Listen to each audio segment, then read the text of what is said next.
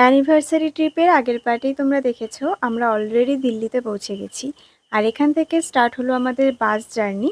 আমাদের এখন ডেস্টিনেশন হচ্ছে উত্তরাখণ্ড। পার্সোনালি আমার বাস জার্নি একেবারেই পছন্দ না, তাই বারবার গুগল ম্যাপ দেখছিলাম যে কতক্ষণ আর বাকি আছে। তার উপরে সারা রাতের ট্রেন জার্নিতে বেশ টায়ার্ড ছিলাম আমরা দুজনই। মাঝখানে একবারই বাস কিছুক্ষণের জন্য এখানে হোল্ড করেছিল খাওয়ার জন্য, আর আমাদের বেশ খিদে লেগে গেছিল, তো আমরা এখন চললাম খেতে। এখানে খাওয়া দাওয়া কমপ্লিট করে আমরা অবশেষে পৌঁছালাম হরিদ্বারে। হরিদ্বারে পৌঁছতে পৌঁছতে প্রায় সন্ধ্যা হয়ে গেছিল, আর আজকের রাতটা আমরা হরিদ্বারেই স্টে করব, তাই আমরা আশেপাশে একটা হোটেল খুঁজছিলাম এক রাত থাকার মতো।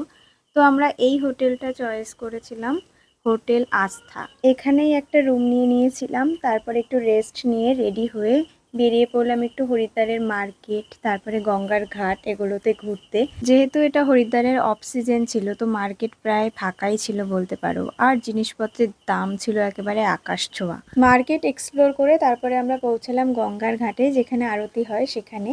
কিন্তু আমরা পৌঁছানোর আগেই আরতি কমপ্লিট হয়ে গেছিলো, কারণ আমরা অনেকটা দেরি করে এসেছিলাম, কারণ আমরা প্রচণ্ড টায়ার্ড ছিলাম। হোটেলে রেস্ট করে তারপরে এসেছিলাম গঙ্গার ঘাটে। প্রচণ্ড সুন্দর লাগছিল এই জায়গাটা, সত্যি বলতে অসাধারণ।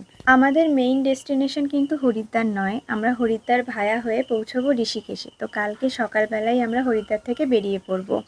ঋষিকেশেই আমরা আমাদের অ্যানিভার্সারিটা সেলিব্রেট করব, এরকমভাবেই প্ল্যান করেছি আমরা। তো তোমাদের সাথে কিন্তু আমাদের দেখা হচ্ছে ঋষিকেশের ভিডিও নিয়ে নেক্সট ভিডিওতে। আজকের মতন তাহলে টাটা, দেখা হচ্ছে পরের ভিডিওতে।